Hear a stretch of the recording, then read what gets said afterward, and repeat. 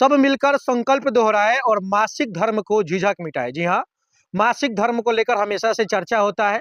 लोग समाज में इसको गंदे भावनाएं से देखता है कि जब किसी महिला को, जब किसी लड़की को या किसी भी व्यक्ति को, अगर महिला है अगर उसको मासिक धर्म आता है तो वो लोग बताने में और लोग झिझक होता है, या पुरुष हो या अपना भाई से या अपना पापा से या चाचा से, किसी भी व्यक्ति से उन लोग को झिझक होता है कि हम आखिर कैसे बताएं कि मेरा जो मासिक है आज या कल या आज ही आने वाला है या आ गया है। इस टॉपिक पे लेकर हमारे माननीय जनार्दन सिंह सिग्रीवाल से चलिए हम लोग हूबहू बात करते हैं। आखिर यह मासिक धर्म पर जनार्दन सिंह सिग्रीवाल क्या बोलते हैं। अपने तारकिशोर प्रसाद जी को मैंने यहाँ लाया था और हजारों हजार की संख्या में हमारी भीड़ के बीच में हमारी महिलाएं भी थी, बहनें भी थी और एक बड़े कार्यक्रम में इस सैनिटरी पैड के मशीन का और उस फ्री वितरण का शुभारंभ हुआ था। और आज लाखों के तादाद में सैनिटरी पैड मेरे द्वारा फेम फाउंडेशन के माध्यम से इस क्षेत्र में फ्री में वितरण किया जा रहा है, प्रतिदिन वितरण किया जा रहा है और यह लगातार चलते रहेगा। तो मुझे लगता है कि इसके लिए आज अब जागरूकता भी बढ़ी है।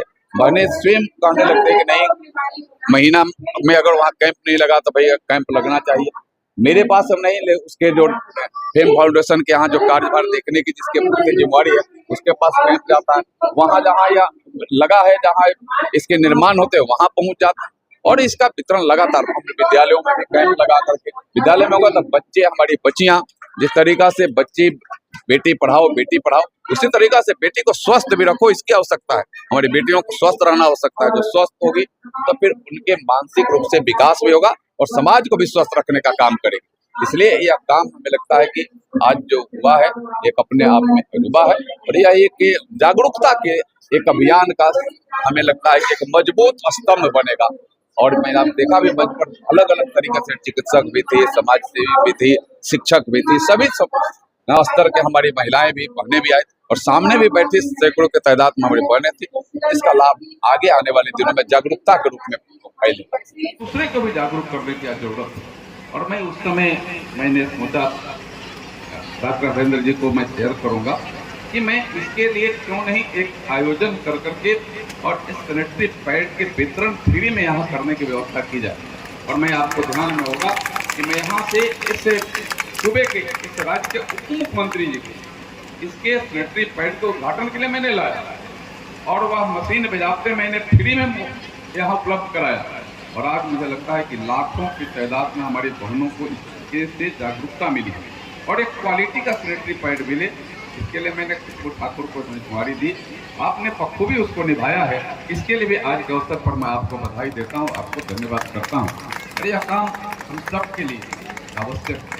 आज जागरूकता फैली है, सरकार भी अलग अलग तरीके से फ्री में सैनिटरी पैड मिले उसके लिए मशीनें स्थापित कर रही है। स्कूल में, विद्यालय में, मेरे तरफ से भी इसको स्कूलों में, खास कर करके सार्वजनिक के गाँव स्तर पर भी इसके आयोजन के लिए मैंने जब अपनी सुझाव दिया तो यह पूरा फेम फाउंडेशन के निर्देशक और इनका टीम के लोगों ने गांव गांव में घूम करके जा करके और इसको जागरूक करने का काम किया और आज मैं यह देख करके भी प्रसन्न हूँ और मुझे यह विश्वास भी बढ़ा है कि आपके एक कॉल पर हमारी सैकड़ों की तादाद में हमारी बहनें, हमारी बेटियां, हमारी माताएं आ जाती है। इसका मतलब कि विश्वास आपका और उन लोगों का बड़ा है। तो यही प्रधानमंत्री जी का है, सबका साथ, सबका विकास, सबका विश्वास, सबका प्रयास। हम सबके प्रयास से ही यह तमाम चीजें सफल हो रहा है और आगे भी सफल होगी। हम सबको इसके लिए प्रयास करना है। हम जागरूक होंगे, हम अपने परिवार को जागरूक करेंगे, परिवार जागरूक होगा तो फिर गांव जागरूक होगा, गांव जागरूक होगा तो समाज जागरूक होगा, समाज जागरूक होगा तो राज्य और देश जागरूक होगा। इसके लिए हमें वह कदम उठाना है कि हमें देश को जागरूक करना है।